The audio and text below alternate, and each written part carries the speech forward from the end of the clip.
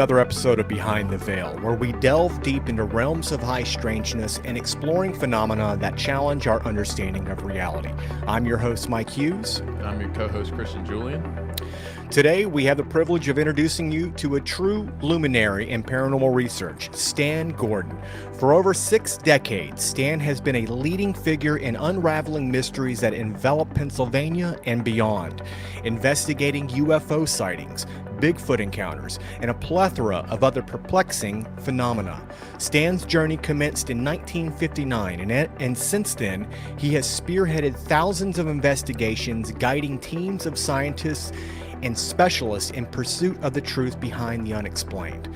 Notably, he's played a pivotal role in the primary investigator of the 1965 UFO crash near Kecksburg, Pennsylvania, cementing his reputation as a pioneer in the field of ufology. Beyond investigation, Stan's impact extends to captivating audiences through illustrated lectures on UFOs, Bigfoot, cryptids, and strange encounters, a passion he's had since the late 1960s. He's also a former PA state director for the Mutual UFO Network, known as MUFON. Stan Gordon's expertise and influence has transcended borders, making appearances on a variety of different TV channels. His voice has resonated across radio and podcasts, significantly shaping the landscape of paranormal research. Join us today as we embark on an enthralling journey with Stan Gordon, a living legend in the exploration of the unknown. With a very big welcome, Stan, thanks so much for joining us. Yes, thank you. Mike, thank you. It's great to be on your program. Yeah, it's a true honor to have you on and with us. One of the things that I really admired about you is that you've always been kind of ahead of the curve, so to speak, when it comes to paranormal research. You really dove into subjects that a lot of people thought would be taboo, so to speak, especially when it came to like cryptids and stuff like that, making, the bizarre paranormal connections with Bigfoot, etc., different creatures and cryptids. Let's just kind of get right into it. What really got you into this whole field of UFOs and cryptid research? Well, actually, it went back when I was a 10-year-old kid back in 1959 who was interested in electronics and science. And I just happened to hear a radio show talking about strange occurrences.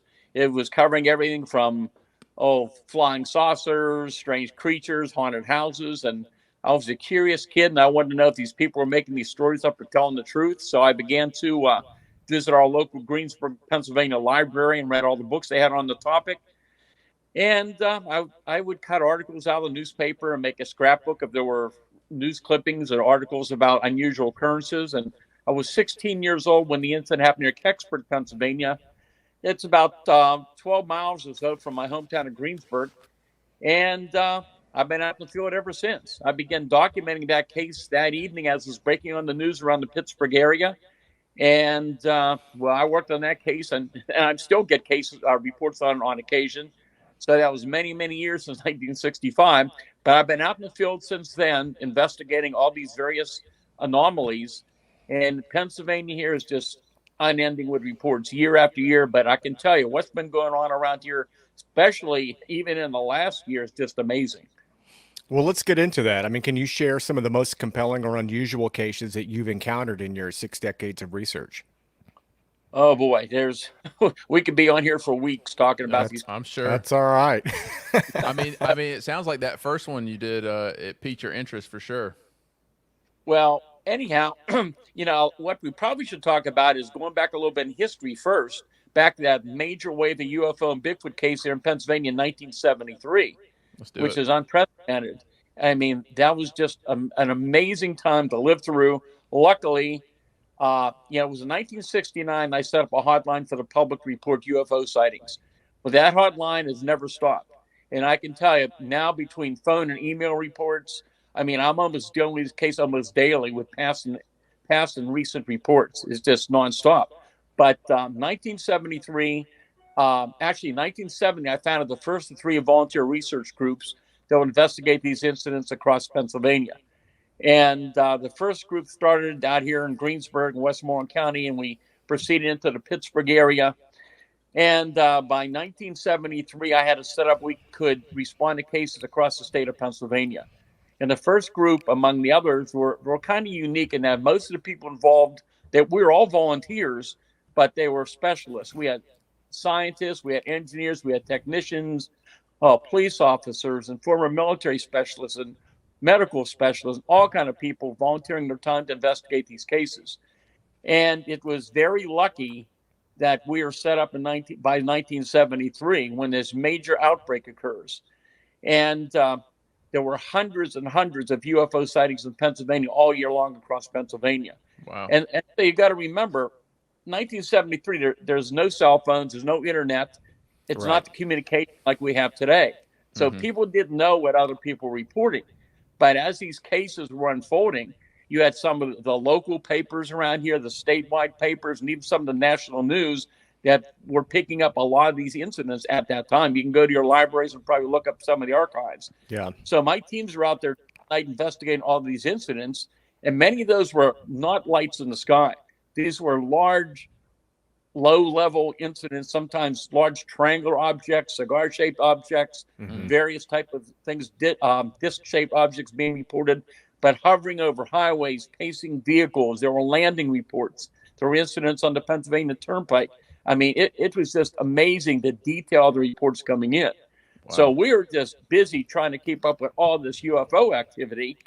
And we were surprised because we were getting referrals now from the news media across the state and law enforcement agencies. And we were just jamming, trying to keep with all this and having families, having full-time jobs. And it was a lot to do. It's hard to believe we went through what we did over all those years. But anyhow, and then in the summer of 1973, we had the biggest outbreak of Bigfoot sightings ever documented. And that's when a lot of strange things began to surface about Bigfoot, because I had always believed that Bigfoot, what I knew about the sightings, and we had incidents in Pennsylvania. I was investigating them back in the 1960s.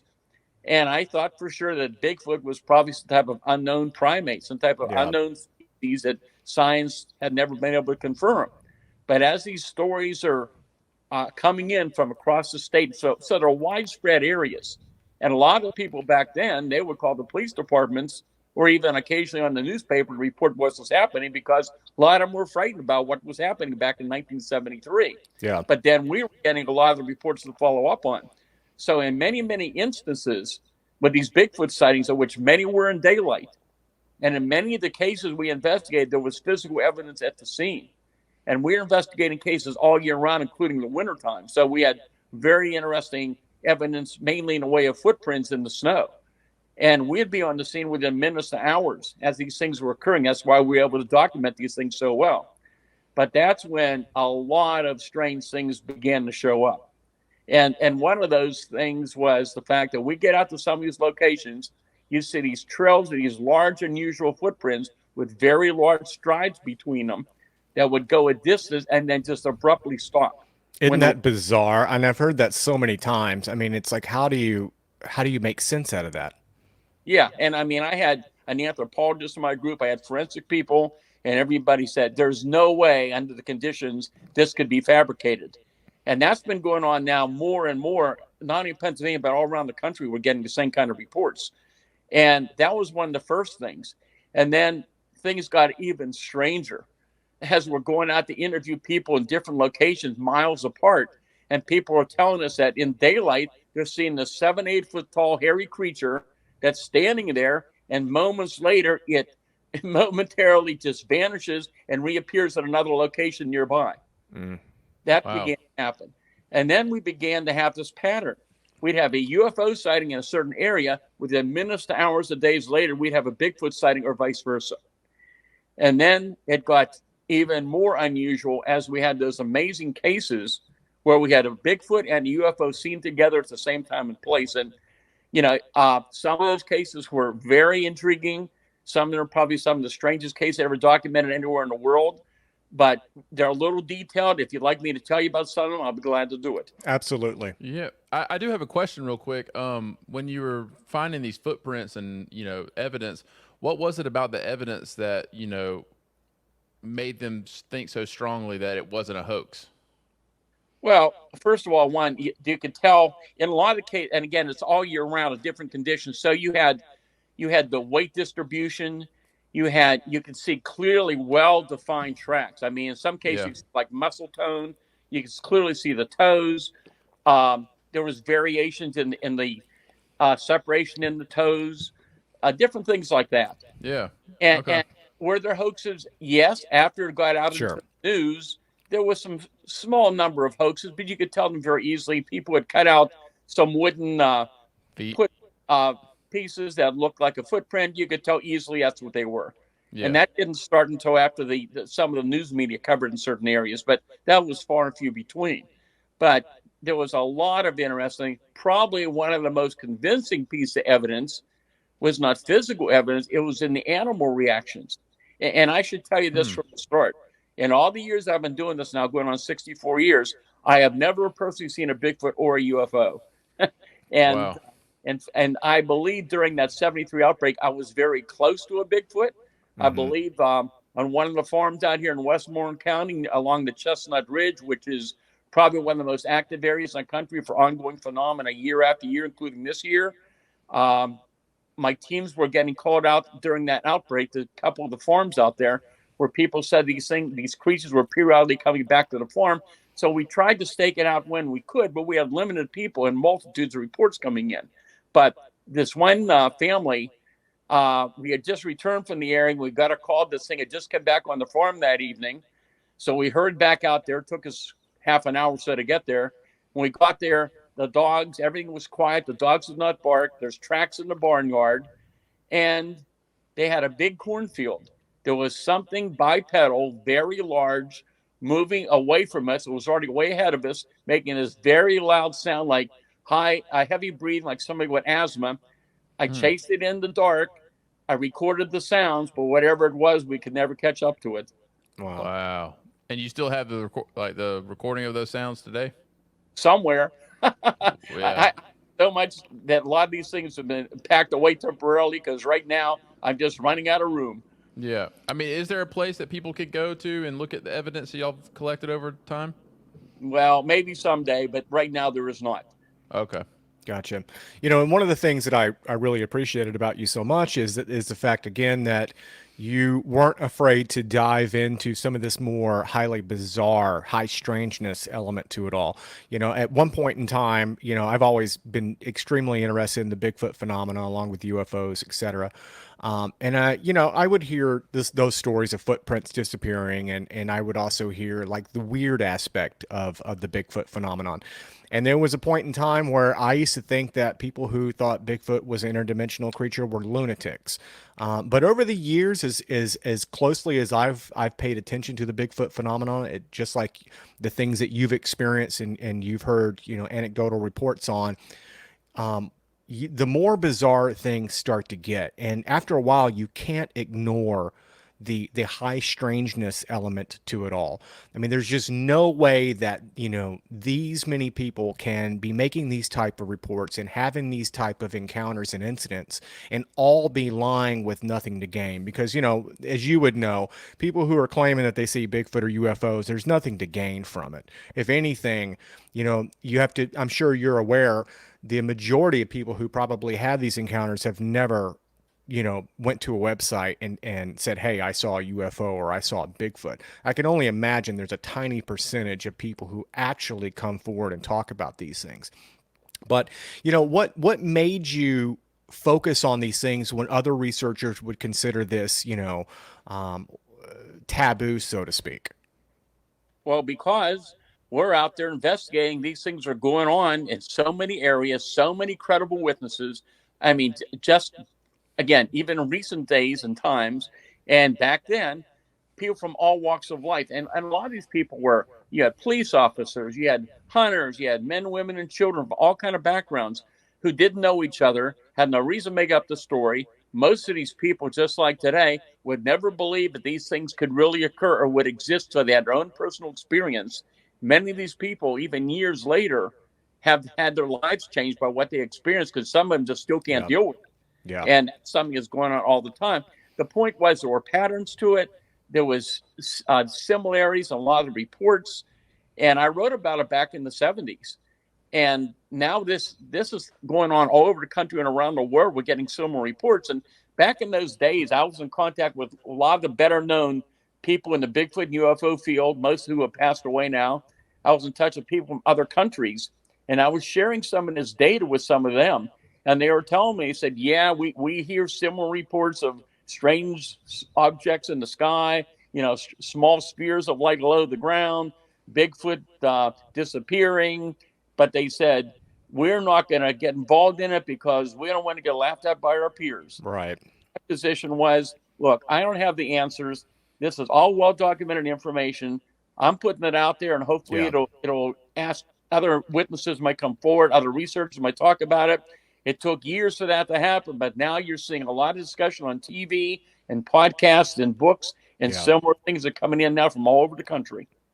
How valuable do you take the information that you were getting back in the 70s and 80s and even 90s for that matter, due to the fact that, one, there was no internet, people weren't sharing that type of information? I mean, to me, that kind of information would be so valuable due to the fact that there's no tainting of these witnesses, so to speak. I mean, you can take these encounters from people all over the country and start to see patterns, and where people were talking about the same thing, where they're starting to actually define some type of creature, people who don't even know each other. How do you compare the data that you would receive, pre-internet days, pre-TV show days, where everybody knew about this, compared to the data today? Well, there was a lot of things we were documenting and finding out from people.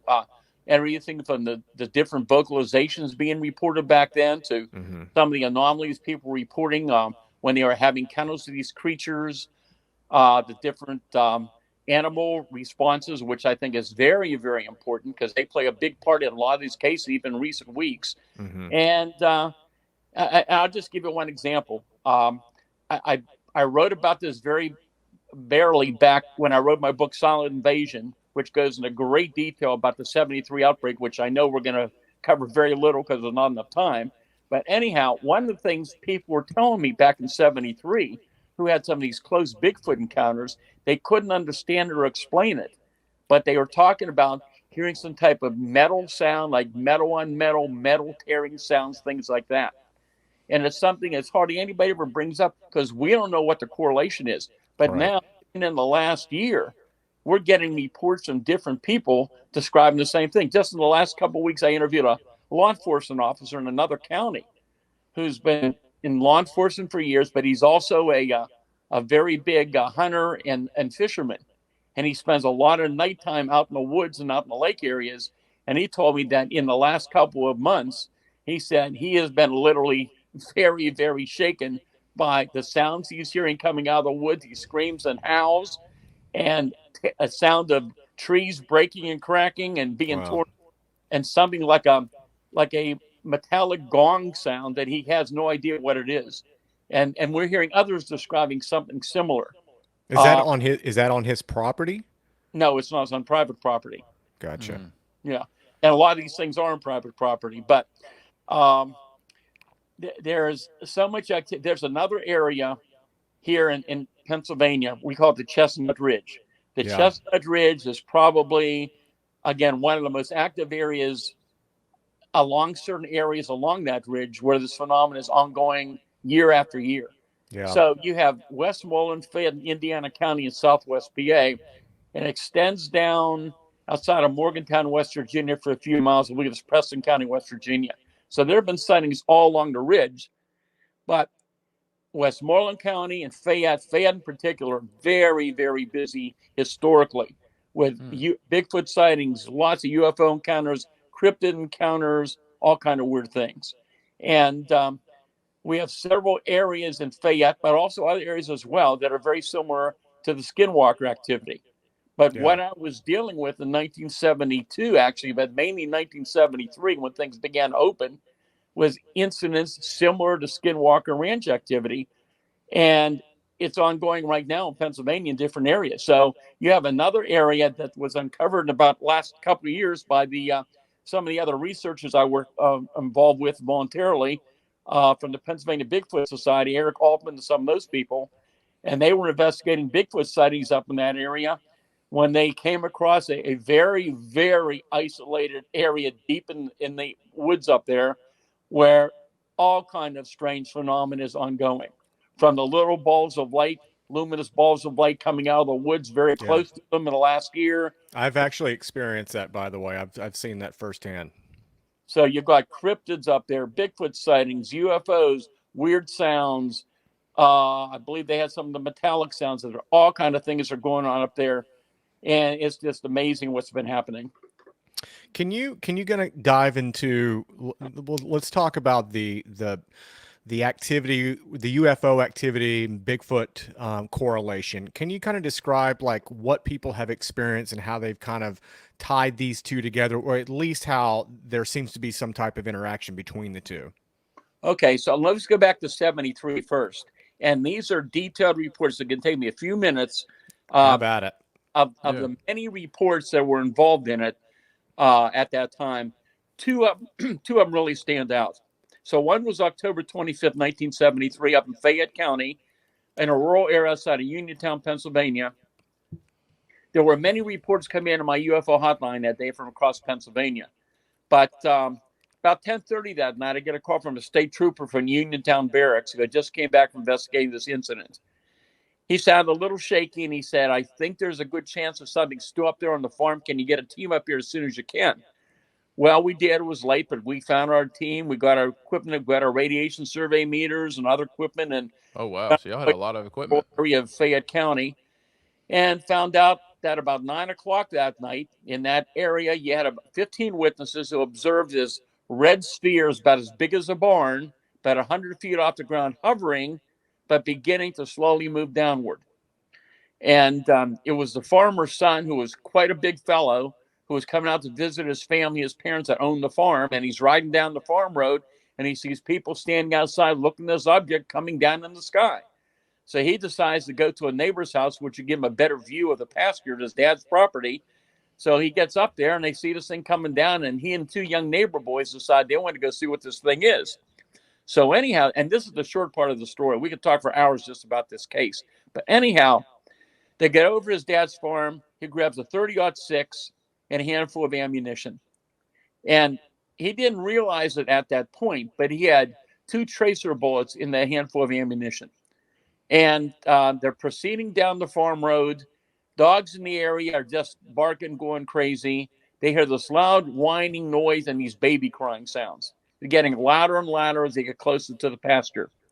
They angle their vehicle, leave the headlights on, but then they notice, they said, yeah, it was strange.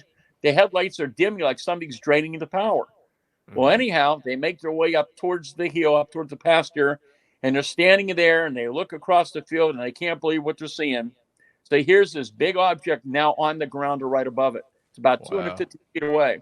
But now it's not a complete sphere. It's like a half a sphere, like a big white dome that's illuminating the whole area and making that loud whining noise. So they're standing there and trying to figure out what this thing is.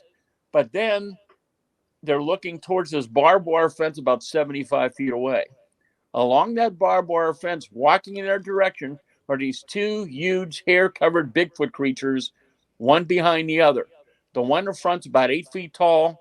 The one behind it's about 7 feet tall. They're moving slowly, kind of at a hunched position, moving slowly, one behind the other, as they're walking in the direction of the 3 witnesses. Well, one of the young boys is so frightened by what he saw, he ran out of the field. The other young boy starts yelling at the adult, "Shoot him, shoot him." See, he fires his first shot, which was a tracer. So when you fired that tracer, you just got that luminous trail. He fires the first shot over their head, and there was no response. But when he fires that second tracer, the largest of the 2 creatures reaches out as though to grab that tracer and makes a loud baby crying noise, and that huge luminous object in the field vanishes. Wow. It doesn't take off. It's just gone. So most of the luminosity now is gone. The sound stops. The object is gone. And the creatures turn around and start walking back along the fence line towards the woods. At that point, he has his live ammo and his 30-06. He's firing on these creatures, mainly the big one. with no effect on them whatsoever. They, at that point, they run back to the vehicle, go to the home, the farm home, take the family out of there, and to take them to a neighbor's and call the state police. So anyhow, trooper arrives about 45 minutes later, and he and the primary witness go up into the field to look for evidence. I interviewed the trooper, and he said when they got on scene, he said the area where the object been on the ground was self-luminescent and glowing, about 100 feet or more in diameter. He said that the farm animals refused to go near that location. He said he shined his flashlight beam into it. He could barely see the beam. And he said, if I had a newspaper, I'm certain I could have read the newspaper from the light coming off the glow. Wow. And so that's the short part of the story. I was told they went back to the barracks. Both the trooper and the witness were taken in 2 separate rooms and separately interviewed. Then they called me to send up my team. And then what proceeded through the night, early in the morning, is when things got much stranger, which we do not have time to get into. I wrote it down in my Silent Invasion book. Mm-hmm. It's one of the strangest cases ever documented, I can tell you. But that wasn't even as creepy as what happened February 6, 1974, really just miles away, not far, a few miles away from Ohio Pile, which a lot of people know where that area is. And some of your listeners will probably remember the time period. There was a big national trucker strike at that time. There was gas rationing in the country. There was a lot of violence on the highways across the country. So back here in Pennsylvania, you had members of the National Guard patrolling with the state police. So you had some members of each team that responded to this incident. I couldn't get gas until early the next morning to get up to the site. So what happened is, so here's a woman that lived all her life up in the mountains. She had a little cabin home. She knew animals well. She was a good shot and was just having a normal leisurely night sitting there in her chair watching television. She began to hear this noise on her little front porch. She had a number of empty soda cans out there. Somebody was knocking the soda cans around. So 2 or 3 weeks before, she had a pack of wild dogs came through, and she figured, I bet those dogs are back. So she thought, you know what? I'll grab my 16-gauge double-barrel shotgun, and I'll just load one chamber and shoot over their head, which she proceeds to do. She loads her shotgun. She walks up towards the front, turns on the switch to put the light on out on the porch. She opens the door and steps out. But there's no dogs there. About 6 feet away, standing in front of her, is about a 7-foot-tall, hair-covered Bigfoot. And as soon as she turned the light on, it put its arm straight up over its head. So how does she react? She pulls the trigger. She said there's this bright flash of light, like the flash on a camera, like a strobe on a camera, and that huge, hairy creature vanished right before her eyes. But that's the end of the story. So her in-laws lived about 100 feet away, and they heard the gunshot, and they called her, asked what she was shooting at. She tried to explain to him. Her stepson grabbed his sidearm, started walking down that dark road, and apparently at one point, he encountered 4 or 5 hairy people with eyes like coals of fire, started shooting at them randomly, ran into the cabin where the other woman was, and about the same time, there was this large luminous object, they said like a big Christmas ornament hovering over the woods at the same time. That's when they called the state police. And I talked to the primary investigator, and he said by the time they found this location, everything was done. But he said, the witnesses were definitely very, very frightened. He believed they were telling their story. Something happened to them, scared the heck out of him. But he said what convinced him that something odd happened was the animal reactions. They had several big dogs and other animals. He said when they got there, the animals would not make a sound. The dogs wouldn't bark. They wouldn't move. They had some big dogs up there. Other animals were not acting the way they normally do. And that was the case that convinced me from some of the other cases that have been coming in that we're dealing with something with Bigfoot that is not a normal flesh and blood animal. Right. But I agree. It has a physical and a non-physical component to it. For lack of a better term, I'll call it interdimensional. Yeah. But these things, they come and go. They're here and they're gone. They leave evidence at times. But now we have many cases of many daylight reports of Bigfoot, even in recent weeks. But in some cases, these things are not always physically solid. Yeah. In some cases, people said it was like watching a sci-fi movie. They'd be riding down the road, and suddenly this thing would suddenly appear out of nowhere in front of them on the road. They see it from head to toe, and suddenly it was gone again. or Yeah. in some cases they're more misty or foggy. In some cases where it's from the 70s, there was like parts of the body you could see through them. Those are the kind of reports that you rarely ever hear about. Speaking of hearing about, there was a recent interview with Bob Bigelow, and he was diving into some of the activity that happened at Skinwalker Ranch. And one of the mind-blowing things that he talked about was the fact that on one of the properties on the ranch, some of the NIDS people actually encountered what they can only describe as is a Bigfoot standing in the doorway inside this property. I think it vanished shortly after, but it wasn't like this creature like broke into the house.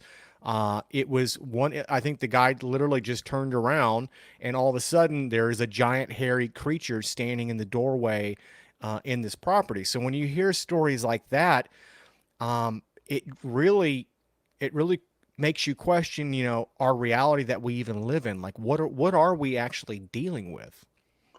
I'm telling you, it is one of the strangest. It's just amazing. It's so complex. I said years ago, the phenomenon is so strange it protects itself. It is so far beyond our present scientific understanding. Nobody understands it, including I don't think the government does either. They're aware of it.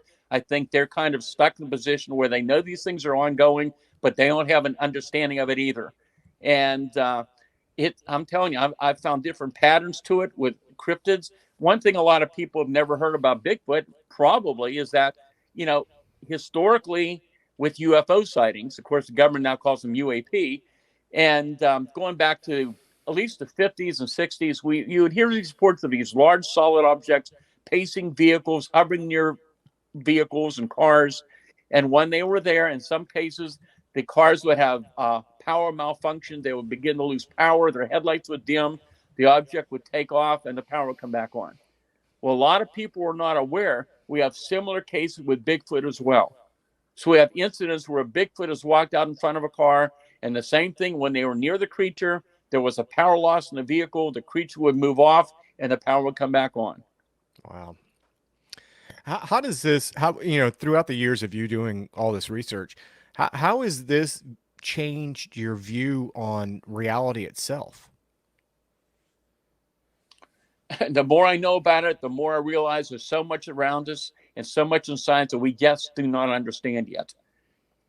Yeah. Are there any conclusions or theories that you and your team have just think could explain what's going on with this? Well, first of all, it's been quite a while since I had my teams. I had those teams back in the 70s, the 80s, early 90s. Since then, I've been involved as a independent researcher, but I am still in touch with many experienced researchers out there across the state and around the country. There's a lot of researchers out there that are a little younger than me. They can get out a little better in some areas that I'm not able to do as much as I used to, but I still get out, investigate cases when I can. Yeah. It's, you had, even within the researchers I had in my group, there was a lot of skepticism at first because some of these people were very important scientific people, worked for major companies or colleges, were volunteered with my group. Most of it all did anonymously because of their positions. And a lot of these people were very skeptical until they spent months and some years with me out in the field investigating. And then they began to see the patterns. They saw the emotions of the witnesses. They saw the animal reactions. They saw the physical evidence. And they began to realize, yep, there's something going on here. We just don't know what the heck we're dealing with. Nobody does. Yeah. And obviously, with recent revelations with the government actually taking UFOs seriously and the congressional hearings that we've had, how are what you've been seeing in news headlines, how has that impacted you? I mean, obviously, you've done this research and what you're seeing and experiencing with these people and eyewitnesses. But has it given you personally any type of validation, just knowing that this phenomenon is finally being acknowledged? I think it's given the witnesses a lot more validation. I mean, of the thousands of people I interviewed, and many of these people, again, had encounters. I just talked to some last couple of days that had encounters years ago or some months ago. And again, it was life-changing for them because, again, they saw something they knew was not supposed to exist. Yeah. I think it's given them a lot more credibility now. But also, I think it's kind of interesting. I've been giving a lot of lectures this year in a lot of areas. And I always ask the people in the crowds, how many of you are aware the government has a new program to investigate UFO sightings? And surprisingly, in many of those audiences, and some were pretty big audiences, almost nobody knew about it. Yeah. Which is Really? really interesting. I do not think that's influencing the reports. And first of all, let me say this, because this goes back from the time I started investigating and still today. Many UFO sightings and many encounters with Bigfoot and other cryptids may seem strange initially, but when you take the time to properly investigate them, many have a natural or man-made explanation. Yeah. With UFOs, I mean, just in recent weeks, lots of reports coming in on Starlink satellites, and people are calling in and pretty shaken by some of those things. And then explain it to them, and they're okay. But then, you get Venus reports, you get space debris on occasion, you get bright meteor sightings, you got a lot of other things that we can track down and explain. Even with Bigfoot, we've had large shaggy dogs reported, we've had bear, we've had hunters and camouflage outfits. So there's things you can explain. So that's what we always try to do, and that's what I always try to do. You always try to find a logical explanation for what people see. I get many photographs and videos and security camera pictures in, and some of them look pretty strange, but a lot of them I know can be explained. A lot of them is just due to the technology of the cameras and cameras not being able to focus properly and distorting images. So those are all things we look at first. But there are so many reports coming in, even in recent weeks coming in. And so many of the UFO sightings in recent weeks and months, actually for the last couple of years, have been daylight sightings of large, elongated, cigar-shaped objects, somewhat similar to what the military is calling Tic Tacs. Yeah. For years and years. But in many of these reports, these are beautiful days, and these things either moving extremely slow across the sky, but in many cases just hovering, and then in many cases just vanishing, not taking off and accelerating, just vanishing. And we do have some pretty good pictures of some of these objects, some of which I have on my website as well. Are there any cases that you've kind of come across that are kind of like that stand out to you that, it's like of something you've never heard of or something that's like a new occurrence that's going on? Well, I've been aware of the triangle report since at least the 1970s. And there were many, many really good cases in the 60s in Pennsylvania. So these were large, solid, quite often kind of disc-shaped metallic objects, very quite large, 40, 50, 60 feet in diameter. But many of them were low-level sightings in daylight, where there were portals or windows in them. Some really, really detailed accounts. But what is really fascinating is what's happened in the last year. And I've been aware of these cases since the 1960s. I've called these mini UFOs for years. Yeah. So these small, you hear people talk about the orbs of light, the balls of light low to the ground. Okay, so anyhow, these things are fascinating. I personally believe they're one of the most important part of the UAP, whatever it is we're dealing with, the UFO phenomena. And last year, now I get reports of these things every year, but last year we had the biggest surge of these cases ever in Pennsylvania. And they were being reported from widespread areas across the state. But what was so intriguing was you had these reports of these objects in daylight coming up within feet of people. Wow. Over the years, I've had reports of these things following vehicles. I've had them enter people's homes and cars through open windows. I've had them hover right in front of people's living room windows and tapping on the windows. And then it got even stranger. Let me just give you an example, a couple of things the last couple of years. So up in Fayette County, one of my research associates, Jim Brown, who's a very high-tech guy, he investigated this incident, and this occurred in April of last year. So you had a man, it was 3 o'clock in the afternoon, husband and wife were outside digging in their yard, planting some items, and it was just a calm wind. And they see, I think about 50 feet away, they see this about a 2-foot diameter silver object. They thought it was a Mylar balloon. And it's slowly gliding towards them. But as it gets closer and closer, it gets brighter and brighter. And they realize this is not a balloon at all. And it's only about 10 feet above the fence line. So it gets closer to them when all of a sudden, it like exploded. Okay. And they saw like a small lightning bolt shoot from the object to the ground, which set that part of the field on fire, which they immediately put out. It was like a kind of a snap, like a spark or like a small firecracker. Mm-hmm. Then that fire inserted, and they were able to put it out. Well, anyhow, my researcher says he got there, I believe, within 45 minutes. Had this been a mylar balloon exploding or a firecracker, there would have been residue everywhere. There was nothing there. Nothing. Wow. Okay. Yeah, that's very interesting. And I'm just giving you a couple examples. So back in 2019, also up in Fayette County, you have a fellow riding down the road around 4:30 in the afternoon. So again, this is all daylight, and he's riding across this road outside of Masontown, and he sees this ball about 2 feet in diameter on the road, blocking the road. So he thought, what the heck is that thing? But he thought, I got to go move this thing or I can't pass. So he gets out of his vehicle, he opens the door, and just as he's opening the door and starts walking towards it, he begins to physically vanish and fades away and disappears. Wow. Okay? So, and then it gets even stranger. So last year, among all these reports, in October last year, early morning, I think it was around 6 o'clock in the morning, it was very cold, and this man was in his pajamas, and he decided he was going to go out to the paper box to get the paper that's been delivered, the newspaper. And his wife found him sound asleep on the porch in that cold weather in his pajamas, which he would never do. And he told her that he was walking towards the newspaper box when this small sphere of light, I think it was around a foot and a half in diameter, if I remember, it was at face level. When he got close to it, he said he got so tired he couldn't stay awake and he fell asleep on the porch. But 3 days later, so in this area, you've got the Chestnut Ridge, and then you have a little separation, and then you have the Laurel Ridge area, which was also quite active with a lot of weird activity.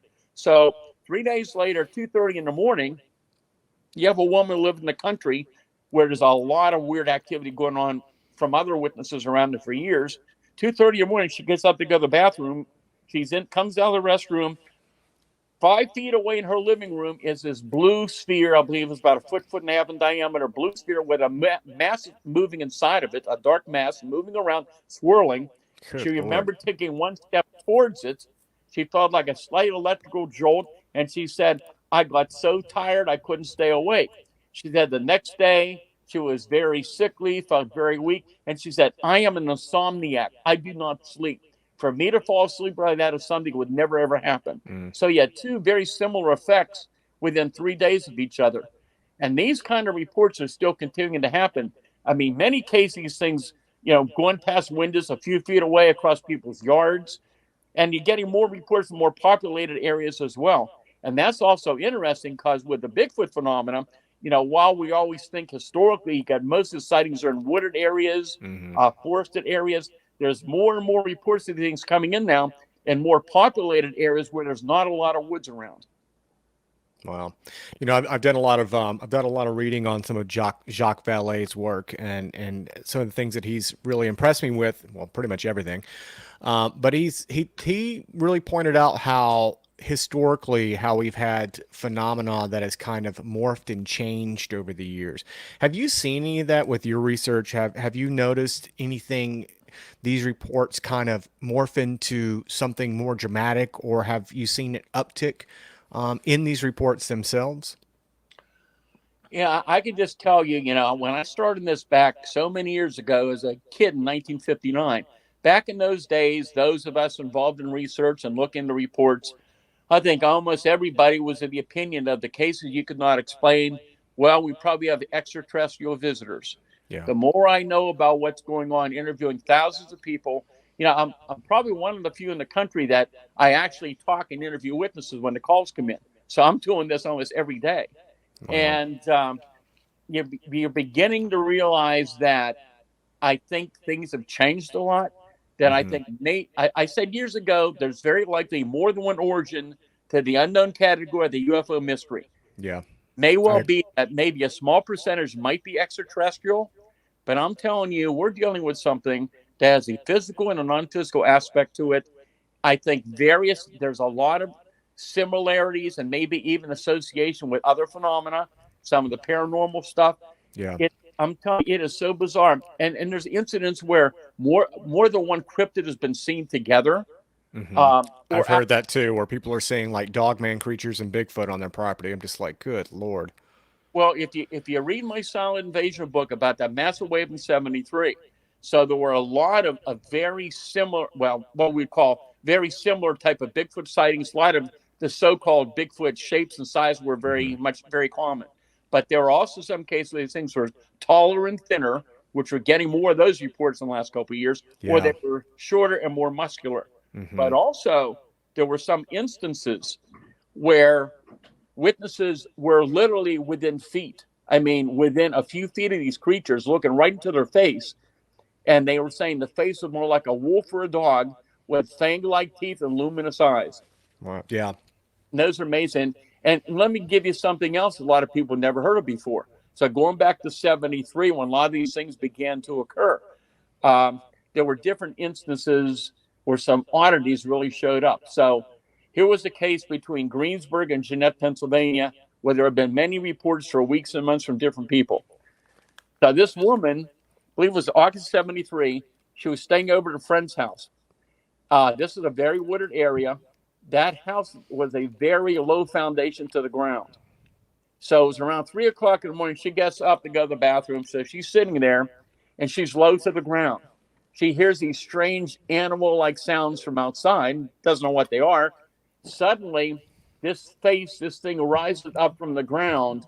It's looking directly at her from the other side of the screen, so it's not even a foot away from her. She went into great detail describing seeing the face was more like a wolf. Again, had fangs, teeth, goes into great detail. She was hysterical. She ran out of the room crying and screaming. She contacted the state police. The state police phone patched her to me. They sent out a trooper, and he found some unusual footprints out around there. And the woman was so frightened that she had her friends take her to her home a few miles away. Within the hour, the same or a similar Bigfoot showed up at her house. And that's not the only case like that. Jesus. How do you a lot of this stuff is, stuff right out of a horror movie, but a lot of times it seems like it's benevolent to a degree. I mean, it's benevolent meaning that it doesn't slash you up and kill you. But what do you think is behind that? The mere fact that it's making itself known to people and that's Targeting kind them. of, yeah, I mean, it's just kind of like, it's like an experience, but it's never much more than that. It's always like keeping at a distance to a degree. What are your thoughts on the fact that it's making itself almost like a show, like an experience for people to see it, but yet it doesn't really interact much more than that? What do you think is behind that? Well, I've interviewed hundreds of Bigfoot witnesses in Pennsylvania, plus multitudes of cryptid encounters as well. People have seen these things at close range. And many of these sightings, again, are in daylight. And I can tell you that these things seem to have an interest in human activity. And sometimes they'll approach fairly close, but when they're seen, they generally move off. On occasion, they'll throw small boulders or large rocks or pretty good sized branches towards people, maybe to scare them away. People have also commented, though, that it was so unusual that their targeting was so precise that if they wanted to hit them, they could have done it. And it's as though they didn't want to really hit the people. Just didn't want to harm them. Yeah. So I think that's really fascinating, too. But here's something I've noticed in more recent years, and I've talked to other researchers about this, and witnesses keep bringing this up, and it's not common in all cases. But in various incidents where a cryptid or a Bigfoot has been close to the witnesses noticed that when the creature realized that they could be seen, there was a big response, as though they were kind of shocked that they realized that the human could see them. Yeah, I've heard that. Move, and I think that's really interesting. Yeah. It's almost like they kind of thought that they wouldn't be seen, Yeah. And the other thing, going back, we were talking about the balls of light. So over the years, besides all these other sightings of these objects, whatever they are, independently being seen, for years in areas of Pennsylvania that have a long history of Bigfoot encounters, many witnesses and even researchers are encountering these various type of light phenomena or these spheres of light coming out of the woods and coming very close to them. So that's being reported now from all over the country. Yeah, I've actually experienced that firsthand. We've gone into it before on this podcast, but I can tell you one of the strange aspects about that phenomena when I saw it. My thoughts on what it is has varied multiple times throughout the years since that's happened. But one of the weird things that I experienced with this ball of light, or an orb, as you could call it, was the fact that it was pitch black at night. It was on the edge of a wood line, and it was almost like it was right there. It was actually glowing and traveling right next to a barbed wire fence that was bordering heavy woods. And then on the other side of that fence was an open field with high grass. One of the super bizarre aspects of it was the fact that I noticed that it was not projecting light. Because when I first saw it, I mean, it looked like it actually changed several times. Originally it started off as a very dim, glowing rod. It almost looked like, I always describe it as a very. You ever seen like an old dirty fluorescent bulb, like in a warehouse or something, and it's not really glowing that bright? It's kind of a dim, kind of sandy, glowing color. It's not like it's not a super bright object. But this thing when it manifested, it was in the shape of a rod, about 3 feet long, probably about as wide as my arm. And then eventually it morphed into a ball of light. And then when I saw it, your brain is just trying to process what you're seeing, and your brain is like going into protective mode. So it's like, oh, you're just it's somebody with a flashlight now. And it looked identical to a flashlight, and I was praying to God that it was somebody with a flashlight, because I needed to make sense out of what I was seeing. But as I was like shouting out, hoping somebody would respond, that's when I noticed that there was no light coming off of it. If it was a flashlight, it would have lit us up. It would have lit something up. It would have lit the grass that it was literally floating above up. It would have lit the trees that are beside it up. There was no light coming off of that orb. And throughout the years, I mean, that happened back in I think it was like 1999, maybe 1998. But through the years, when I due to the internet, I was hearing more stories about orbs, and I was hearing the occasional report of where people would mention that there was no light coming off that light. When I heard that, it was so validating for my own personal experience, because I was like, someone had to have actually seen that and experienced that, because there's no way that you could come up with the idea of seeing a light that doesn't actually produce light. Have you ever heard any reports of that when it comes to orbs? I knew you were going to say that before it came out of your mouth. And yes, many, many cases, even recent months, of these brilliant luminous spheres close to the ground, some close to people. And even though they're very brilliant, there's no reflective light emitting from them.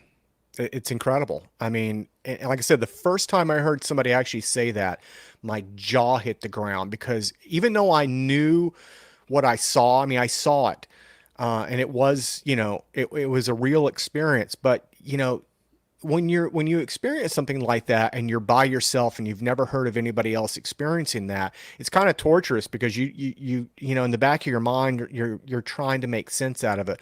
But hearing, that, the moment I heard that, it was just such a relief to know, like, holy crap, like what I experienced, someone else experienced as well. And that was, like I said, it was very validating to be able to hear that. Stan, have you ever, oh, I'm sorry. Go ahead. I was just going to ask, have you seen or like experienced anything like with the military getting involved with this? Or do you think like they could have their hand in this at all in any weird way? I think that the government has an interest in both the UFO or UAP mystery as well as the Bigfoot phenomenon for many, many years. And I can tell you why.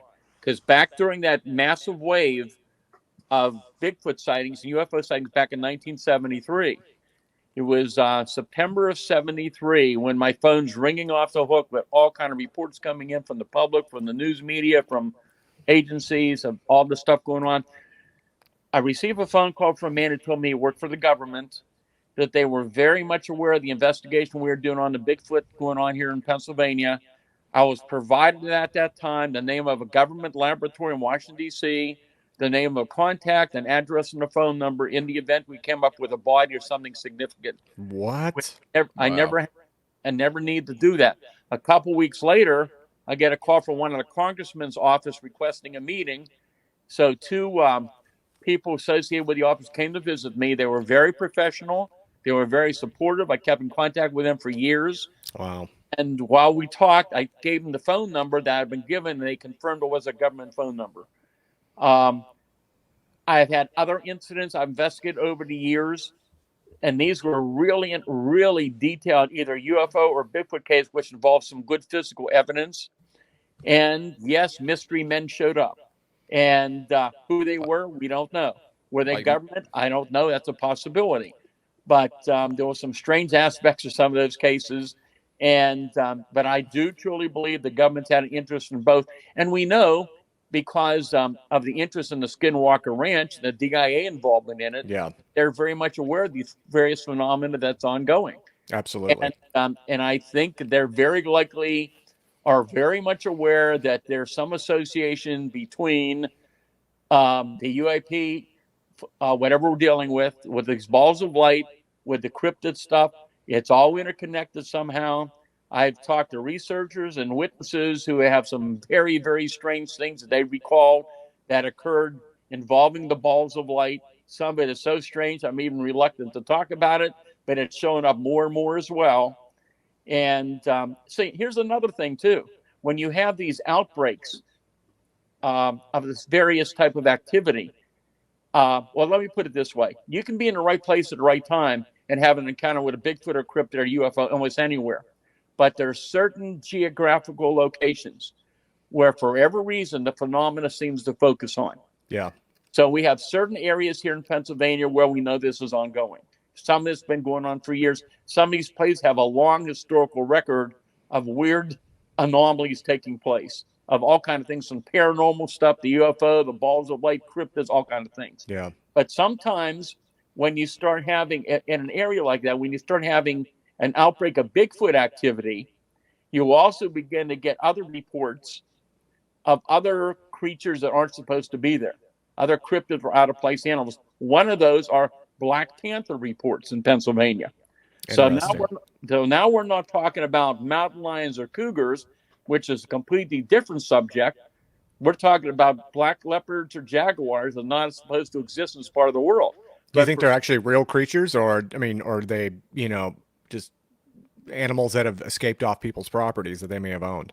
Well, I'm going to tell you a story about that in a few minutes, and I'll show you the connection that I found out.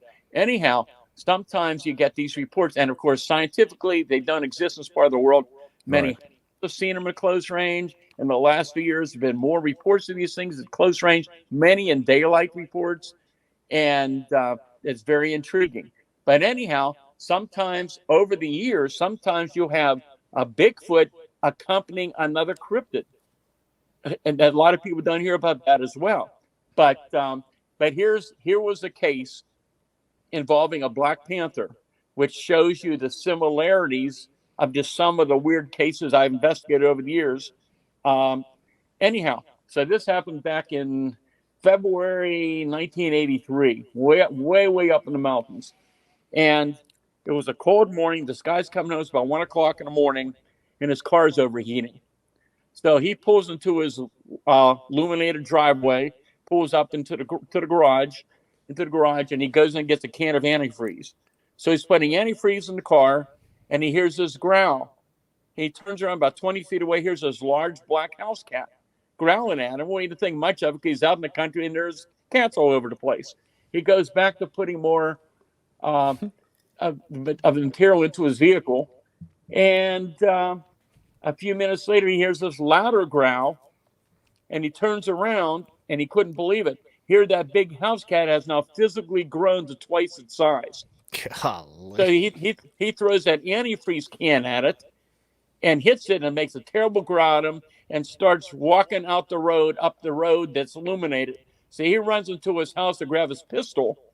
He said when he came out a few minutes later, he said, I couldn't believe what I was seeing. That big cat has now grown to an animal I saw in the zoo, like a Black Panther.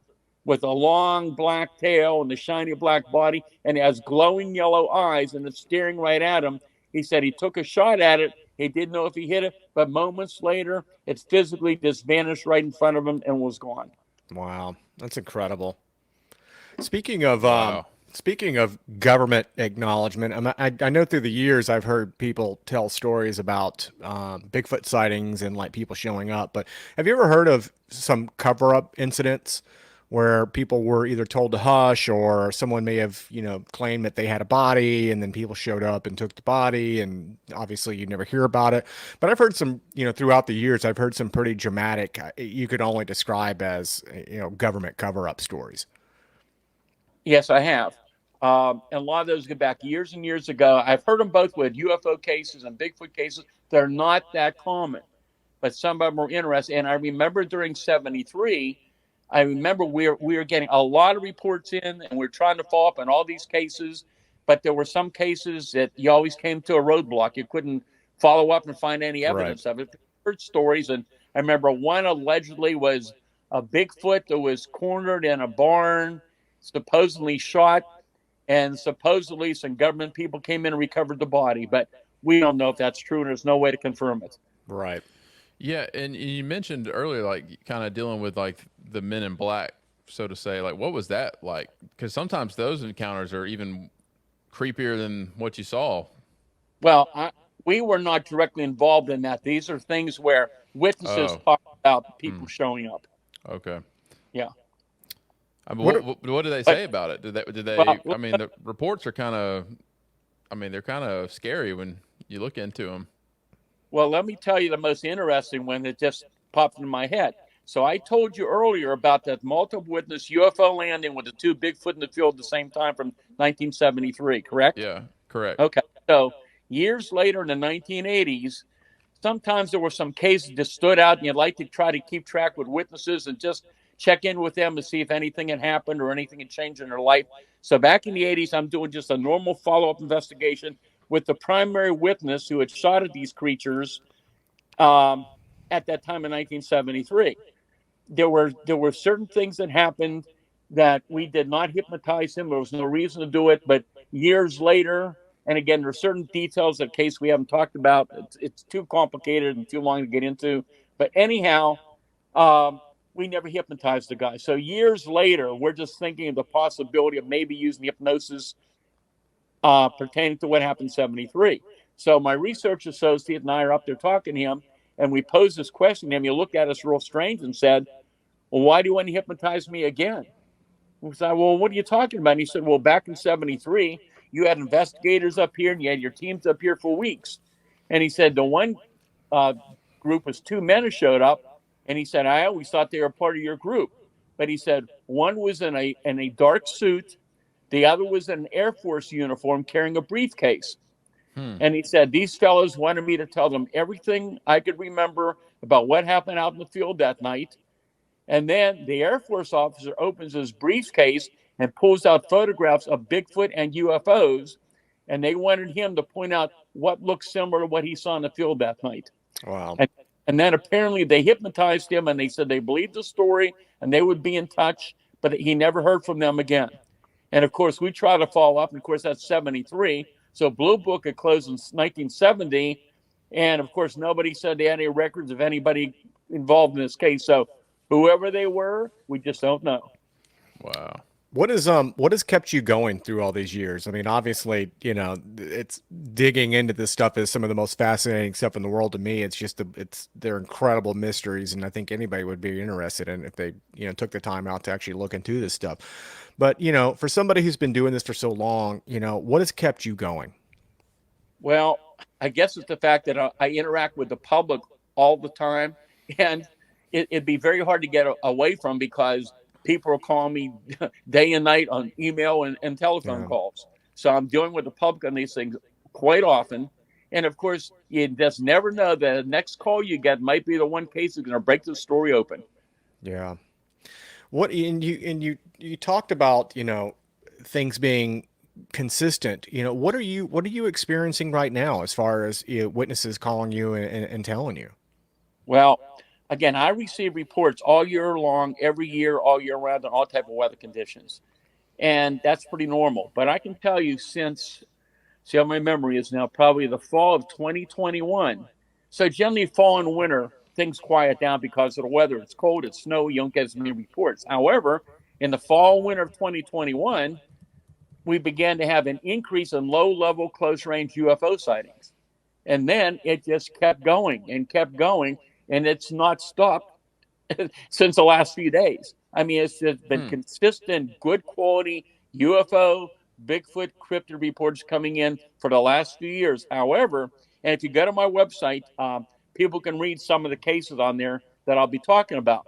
So since this past July, things really began to hit.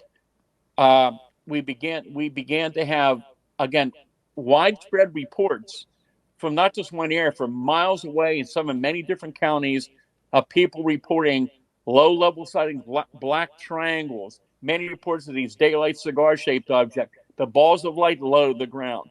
All these reports, especially the black triangle reports, are really interesting. Remind me to tell you about one that just happened a few weeks ago. I just talked to the person again today. Oh yeah, And, definitely. anyhow, it's been not just UFO sightings. We've had this outbreak now. So this is one of the patterns I noticed years ago. Sometimes you can just get this reports, and sometimes things quiet down. And all of a sudden, you get this widespread increase in activity. So what's going on? It's not just these good quality UFO reports come in. We've had a number of real good quality daylight Bigfoot sightings. I think it was August 13th and 14th. I think we had four. We're aware of four Bigfoot reports in 2 days in different parts of the state. And some of these were really detailed, close-range reports. We're getting other cryptid reports. We had a dogman sighting. We're getting thunderbird reports of huge flying creatures. We're getting other weird things going on.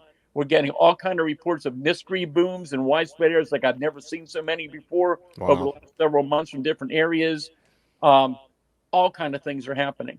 It's as though there's some kind of pattern to it, that when one thing happens, these other things begin to happen as well about the same time. It's incredible. You know, I mean, if you had to put I mean, I know it's speculation, but if you had to wrap all this up and bundle it together and give somebody an answer on what you think is going on, and again, I know it's just speculation, but what do you think at the end of the day all of this means? I wish I knew. Me too. I was hoping you did, because I wanted to know. There's patterns to it, but a lot of it doesn't make any sense at all. Yeah. And some of these things, they seem to interact with people. There's so much stuff.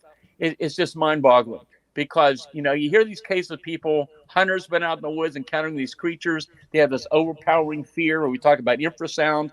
But some of it seems to be even more involved. My latest book is Creepy Cryptids, and I get in a lot of this weird stuff. And I mean, there's creature case things there people have never heard of before. Even I hadn't heard about.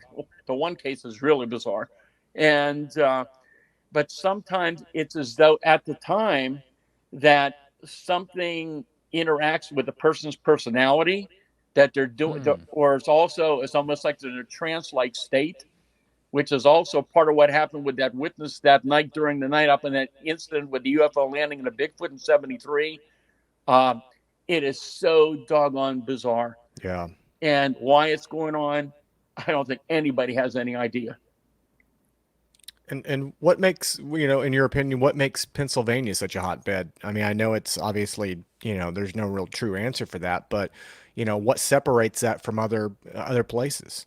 Well, historically, Pennsylvania has always had a lot of history of UFO sightings going back to the 1897. Yeah. 1890s, the airship reports. But the Native Americans, and there have been legends and stories all over the state of Bigfoot sightings going back to, back then in the 1800s. And back then, of course, they didn't call it Bigfoot. They called it a wild man in the woods of the forest. Yeah, hairy man. But you've got to also remember, my hotline's been open since 1969. It's one of the only places in the country you can report a sighting and we'll actually investigate them and interview people. And that a lot of people know about that hotline, and it's very, very active. I get many, many calls by that and by way of email, and it never stops. And it's been very, very busy. Yeah. Real quick, we only got a few minutes left, but I wanted you to touch base on that black triangle story you mentioned. Yeah, this is interesting, among others. And again, you can read some of these other ones on my website. What do you see on my website? While there's a lot of information, it's only a sample of the many reports that I received. But this just happened early September, but the person didn't report it till I think it was about a week or so ago. But anyhow, this was in the evening. The person went outside. Her dog was deaf, and all of a sudden they see this. There was this bright flash of light in the sky, and the dog was looking upwards. So the witness, she looks up in the sky, and about 300 feet over her building, she sees this solid black, she said, matte black, solid triangular object with rounded edges just hovering right over top of her building. And it wasn't a configuration of like three lights making up a formation like a triangle. This was a solid black object with no lights on it.